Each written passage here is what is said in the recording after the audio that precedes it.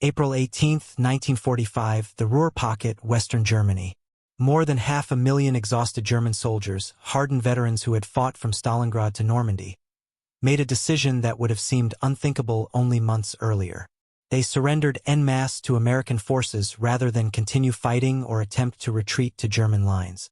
What the Americans had unleashed wasn't just overwhelming firepower. It was something far more devastating. A systematic method of warfare that made resistance not merely futile but irrational. April 4, 1945, 0600 hours. East bank of the Rhine River, Lippe sector. The encirclement was complete. Field Marshal Walter Model, commander of Army Group B, stood inside his temporary headquarters, staring down at maps that told an impossible story.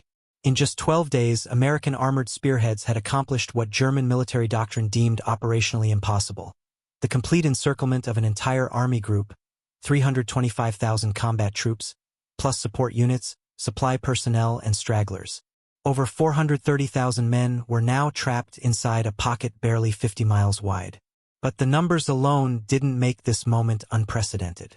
German forces had been encircled before, at Stalingrad, at Falaise, and in countless smaller engagements on both eastern and western fronts. What made the Ruhr Pocket different was what didn't happen next. There were no desperate breakout attempts, no suicidal last stands, no fanatical resistance to the final bullet.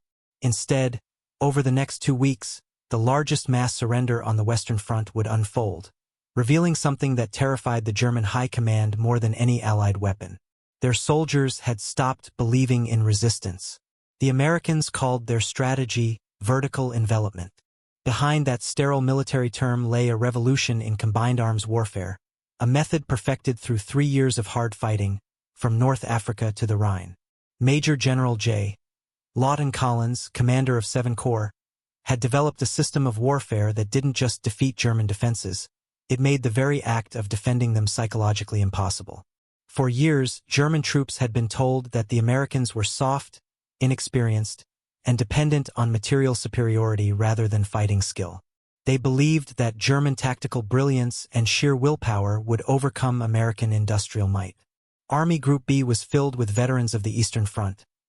Men who had survived Kursk and Kiev, soldiers who knew how to fight in encirclements and had broken out of them before. Yet within days of the pocket's formation, entire divisions were surrendering without firing a shot. By April 18th, when Model officially dissolved Army Group B and released his men from their oaths, over 317,000 soldiers had already laid down their arms. By the time the pocket was cleared on April 21st, American forces had processed 325,000 prisoners. Estimates suggest that, including those who surrendered in the following days, Luftwaffe, SS, and paramilitary units across the Ruhr industrial region, the total number exceeded 500,000. What the Germans faced wasn't a conventional army. It was an integrated system of destruction, operating on principles they had never encountered. Not from the Soviets, not from the British, not in any previous campaign. The Americans had developed something that military historians would later recognize as a fundamental evolution in warfare: the ability to make continued resistance not just difficult or costly, but meaningless. This new weapon wasn't a single piece of technology. It was the seamless fusion of air power, armor, artillery, logistics, and psychological warfare. A machine that crushed not only German combat power, but the German will to fight. Each element reinforced the others, creating a cascading effect that made every additional hour of resistance more futile than the last. In his final message before dissolving Army Group B, Model wrote, "The Americans do not fight battles. They stage industrial operations. Our men face not an army but a system. Courage means nothing when the enemy can predict your every move, answer your every action, and make your position untenable before you even occupy it." 3 weeks later, Model walked into the woods near Duisburg and shot himself. He left no note. His aide later recorded his last words: "A field marshal does not surrender, and I cannot ask my men to do what I cannot." But his men had already made their choice, not out of cowardice, but because they had recognized a truth their commanders refused to face. The Americans had created a form of warfare where traditional military virtues, courage, skill, determination, no longer mattered. You couldn't outfight a system that had already calculated every possible response. You couldn't outmaneuver forces that controlled every approach. You couldn't outlast an enemy whose supply lines reached back to an untouched industrial heartland an ocean away. The story of the Ruhr Pocket isn't a story about a battle. It's about the moment when industrial age warfare reached its logical conclusion, when one side's systematic approach rendered the other side's resistance not just hopeless, but pointless. 500,000 German soldiers didn't surrender because they were beaten in open combat. They surrendered because they had been made obsolete. The German military doctrine that collapsed so catastrophically in April 1945 had been born from success. For 5 years, the Wehrmacht had conquered a continent using principles that had once seemed unbeatable: speed, concentration of force, tactical flexibility, and the superior training of its soldiers and small unit commanders. This was the doctrine of Auftragstaktik, mission-type tactics, where officers at every level understood the overall objective and were empowered to achieve it through their own initiative. A German lieutenant could react to battlefield conditions faster than an American colonel could even receive new orders from division headquarters. This decentralized command structure had allowed German forces to outmaneuver larger enemies time and again, from Poland in 1939, to France in 1940, to the Balkans and the opening campaigns in Russia. For a time, it had worked brilliantly. German soldiers were trained with remarkable rigor. Even the most basic infantrymen received instruction that emphasized independent thinking and tactical awareness. A German squad leader often held more authority, skill, and initiative than many Allied platoon commanders. This fostered a military culture where small, agile groups could achieve results far beyond their numbers, using superior coordination, experience, and battlefield intuition. By 1943, despite growing losses and worsening strategic conditions, German tactical doctrine was still producing impressive battlefield results. At the Kasserine Pass in February 1943, relatively small German forces dealt a humiliating defeat to American units in their first major engagement. The Germans had proven that even when outnumbered and outgunned, superior tactics and veteran leadership could overcome sheer material power. For General Dwight D. Eisenhower, who commanded Allied forces in North Africa, Kasserine was a harsh awakening. The lessons were painful but unmistakable. American forces needed a fundamental transformation in how they approached combat. Raw courage and industrial output alone could not prevail against an opponent who consistently outthought and outmaneuvered them on the battlefield. But in their confidence, the Germans made a fatal miscalculation. They believed that war would continue to be decided by tactical engagements, by better trained soldiers making smarter decisions in the chaos of individual firefights. They assumed that as long as German tactical excellence remained unmatched, it could offset America's vast material advantages. What they failed to grasp was that the Americans weren't trying to win tactical battles anymore. They were building a system, one designed to make tactical brilliance itself irrelevant. Between 1943 and 1945, the United States military underwent a transformation unparalleled in military history.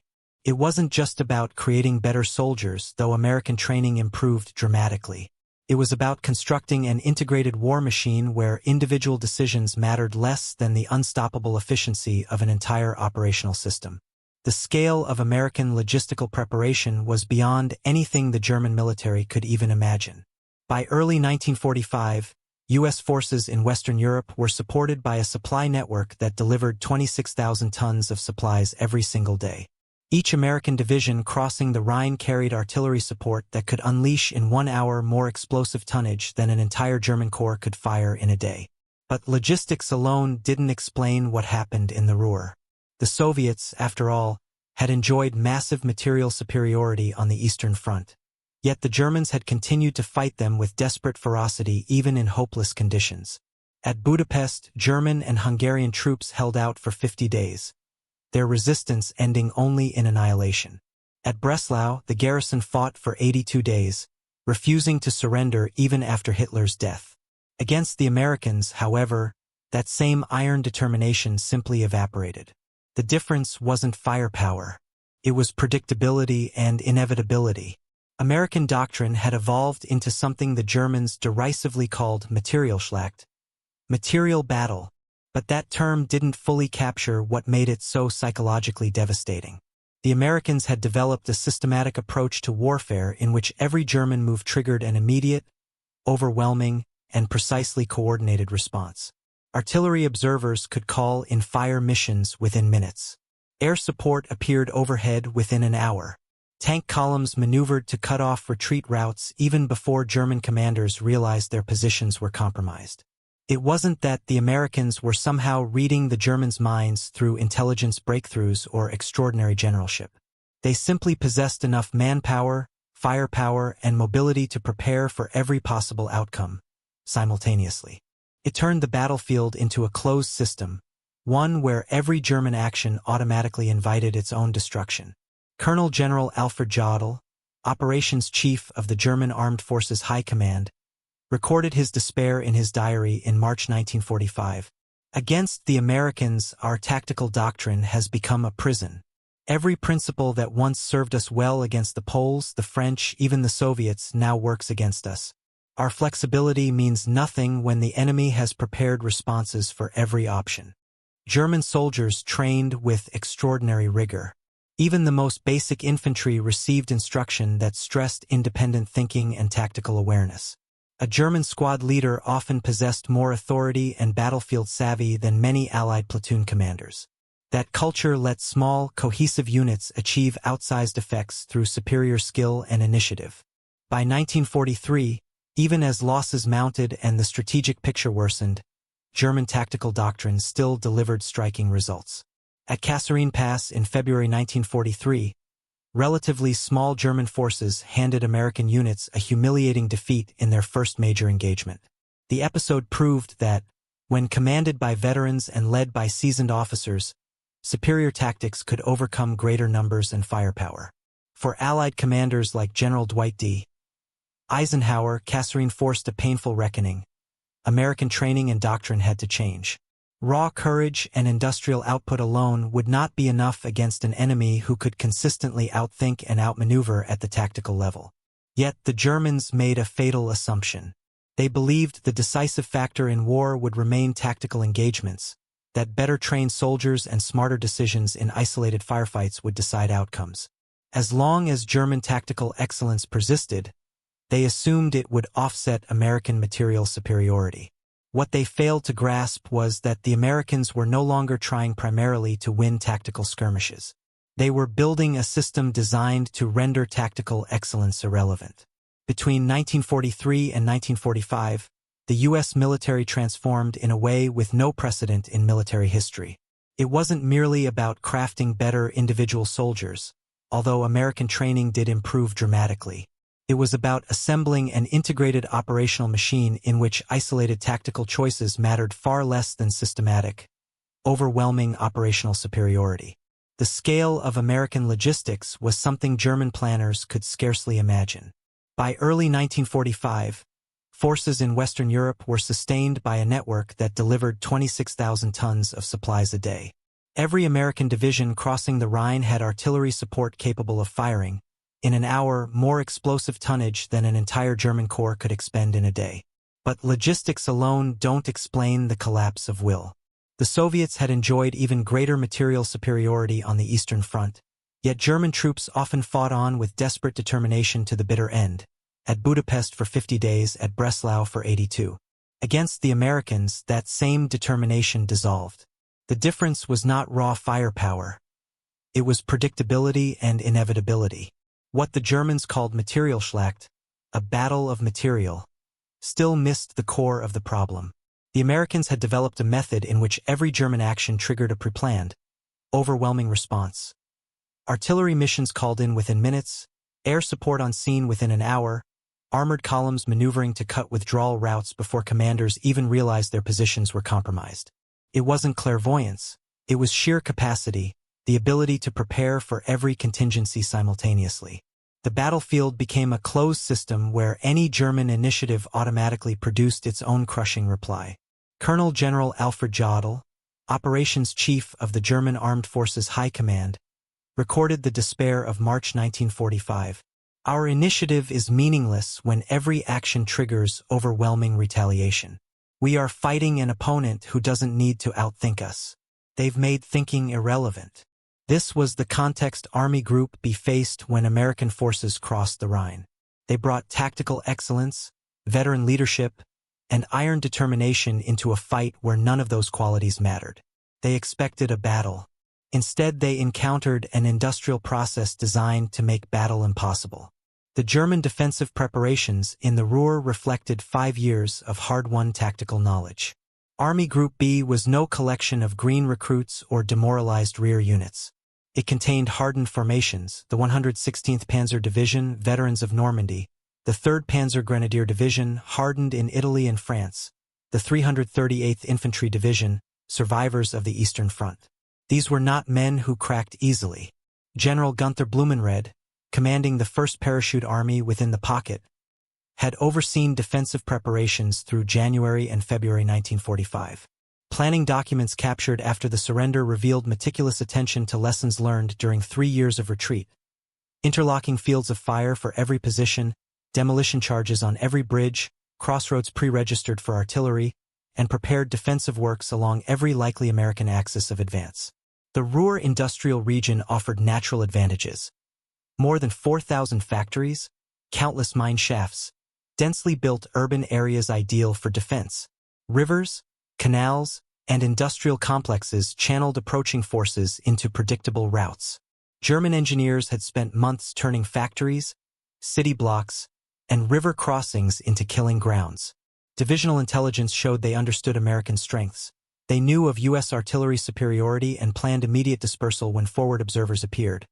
They accounted for air power by operating in poor weather and building covered positions. They anticipated armor by constructing layered anti-tank defenses with planned withdrawals. What made German commanders confident was not ignorance of American power but faith in proven defensive doctrine. The Manual for Positional Defense, refined in combat, taught that a well-prepared defensive position held by determined troops could inflict 3 to 5 attackers' casualties for every defender lost. The math seemed persuasive. Even with a 3:1 numerical advantage, attackers should pay unbearable costs when striking prepared defenses. Lieutenant General Fritz Berlin, commanding II Corps and a veteran of North Africa, Normandy, and the Ardennes, repeatedly argued that American assaults would continue only until casualties became politically intolerable. Then they would pause, reorganize, and resume. The German aim was never straightforward victory.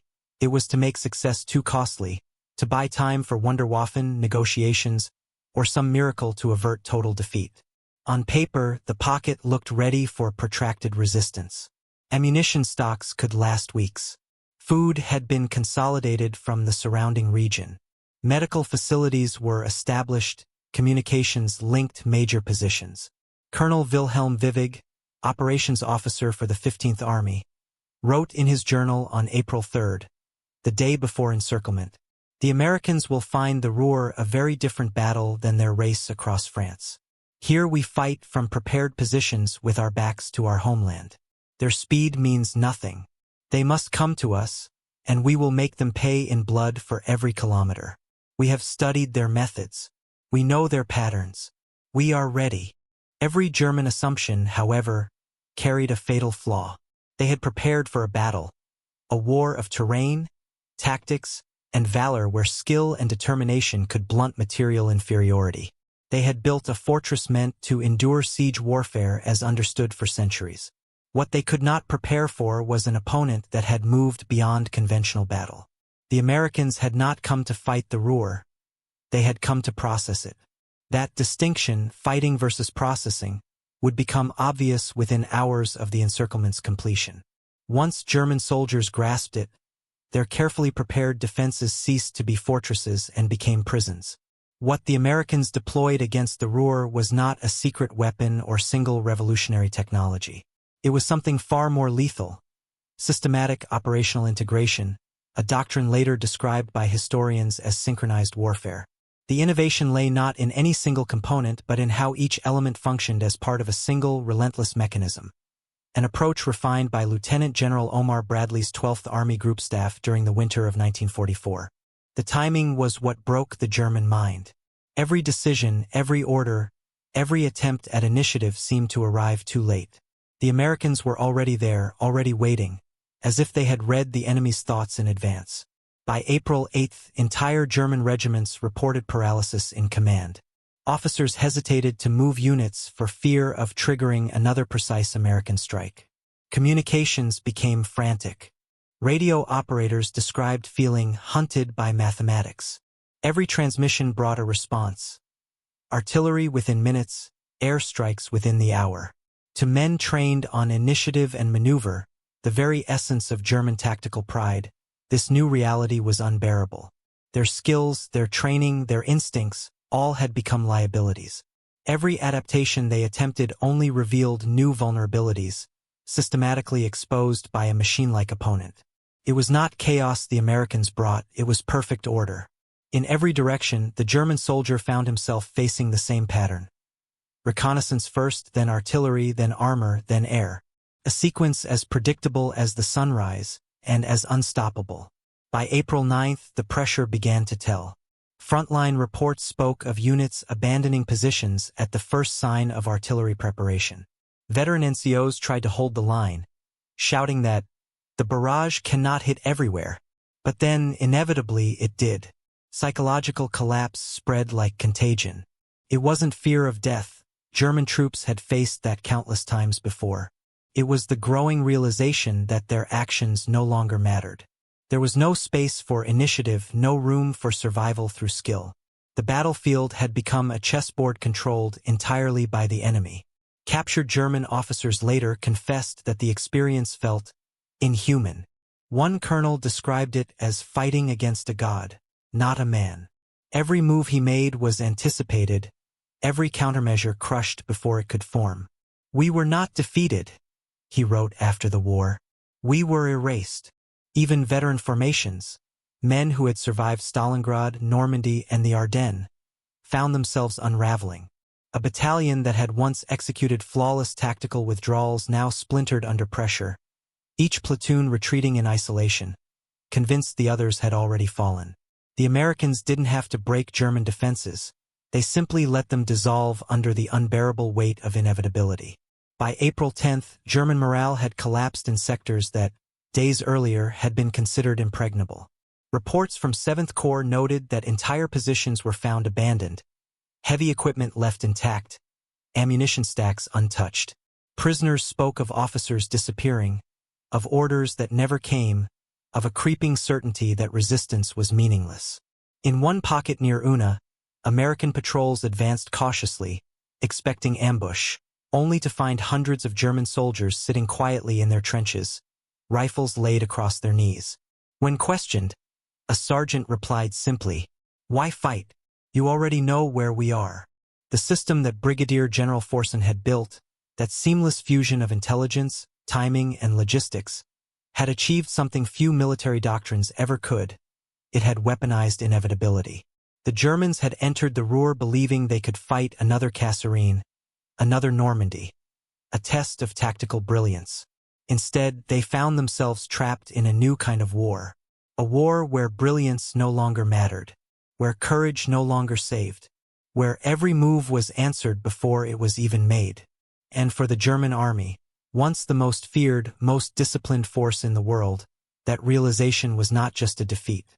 It was a breaking of the soul. The methodical inevitability became the Americans' most powerful weapon. It stripped away not only the Germans' ability to fight, but their reason to fight. Every day followed the same unrelenting rhythm. Reconnaissance flights in the morning, artillery in the afternoon, armored breakthroughs before dusk. German soldiers could predict the sequence, but prediction brought no advantage, only dread. They knew what was coming. They just couldn't stop it. By mid-April, American command had perfected the synchronization of destruction. The Red Ball logistics routes ran with mechanical precision, ensuring fuel, ammunition, and rations never stopped flowing forward. The 3rd and 5th Armored Divisions moved as extensions of the same machine, one cutting supply lines, the other closing escape corridors. What unnerved German commanders most wasn't the Americans' overwhelming strength. It was their indifference to resistance. The U.S. Army no longer fought against German defenses. It simply flowed around them, like water around rocks in a river. German field reports from the Ruhr in those final days read less like military dispatches and more like psychological confessions. One regimental commander wrote, "We are fighting ghosts. We see them on the horizon one moment, then they are behind us the next. Our maps mean nothing." The Americans had turned war into a process, an impersonal, mathematical inevitability that no courage could withstand. When the 9th Panzer Division surrendered intact, the effect on neighboring formations was immediate. Units that had fought together since Normandy suddenly laid down their arms without orders. At first, higher command believed these were isolated incidents. But radio intercepts told a darker story. Entire battalions refusing to move, officers abandoning posts, field telephones left ringing unanswered. By April 16th, the Wehrmacht structure inside the Ruhr had begun to dissolve entirely. The famous discipline of the German army, the iron backbone of its legend, had been replaced by silence. American intelligence analysts monitoring intercepted communications noted that German transmissions had grown shorter, fragmented. Reports once filled with detailed coordinates and tactical data now contained only single sentences. "We are surrounded. Artillery fire again. Request permission to surrender." In some sectors, surrender became almost procedural. German units would signal American lines with white flags, form orderly columns, and march unescorted to collection points. U.S. soldiers recalled seeing entire platoons walking calmly out of the fog. Rifles slung over shoulders, helmets polished, faces expressionless. They weren't beaten in battle. They were emptied of purpose. General Courtney Hodges of 1st Army wrote in his after-action report, "They did not surrender from fear. They surrendered because the fight no longer contained meaning." By April 17th, over 300,000 German troops were encircled in what Allied commanders now officially designated as the Ruhr Pocket. Entire corps surrendered en masse. American divisions tasked with guarding prisoners found themselves overwhelmed, not by combat, but by sheer numbers of men desperate to lay down arms. The Ruhr, once the beating industrial heart of the Third Reich, had become a silent graveyard of steel and uniforms.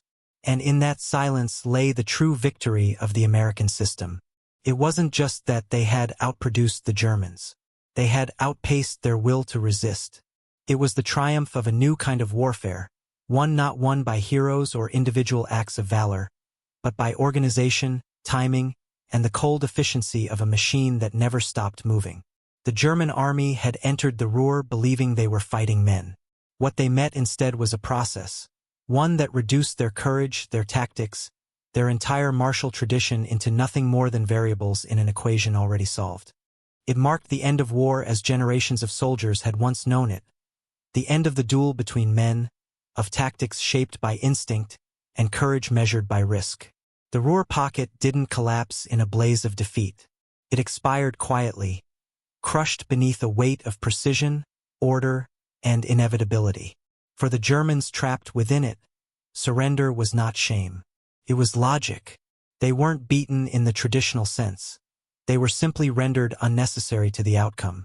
When Field Marshal Walter Model finally received word that his command no longer existed, he understood that his title, Field Marshal of Army Group B, had become an abstraction. His authority depended on men still willing to fight, and there were none left to command. Columns of soldiers, their discipline still intact, marched westward to captivity.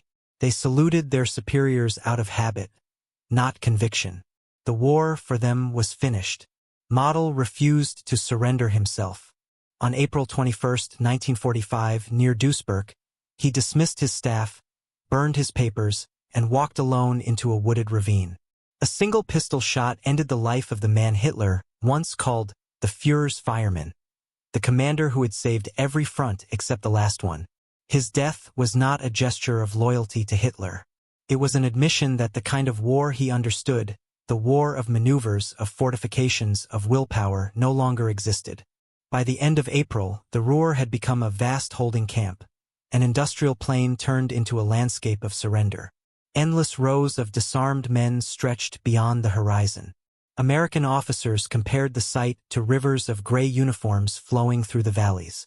Photographs from the period show something striking: order amid defeat. Tens of thousands of German soldiers standing silently, waiting to be processed. No chaos, no last stands, just quiet resignation. An American chaplain who witnessed the scene wrote in his diary, "It was not victory I felt as I looked upon them. It was the end of something ancient, the end of man's belief that courage could overcome machinery." That reflection captured what the Ruhr Pocket truly represented. Not simply a military victory, but a transformation in the nature of war itself. The Americans had demonstrated that by uniting logistics, intelligence, air power, and mobility into one synchronized engine, they could erase the chaos that had once defined battle. Warfare had become procedural, a sequence of steps executed with mathematical precision. The German army, once the model of efficiency and discipline, had faced a system even more disciplined than itself. And when discipline met automation, automation won. In the decades that followed, military theorists would study the Ruhr campaign as a template for modern operational warfare. What began as an act of necessity, the synchronization of industrial power and battlefield execution, became doctrine for an age where wars would be fought by systems, not soldiers. The German veterans who survived captivity later spoke of the same haunting realization, that they had witnessed the moment war became impersonal. One officer from the 338th Infantry Division said years later, "It wasn't our defeat that broke us. It was understanding that the Americans no longer needed to fight us, they only needed to process us." The Ruhr Pocket was not just the end of the German army in the West. It was the funeral of traditional warfare, a point where courage, tactics, and human intuition bowed before the cold rhythm of an industrial age.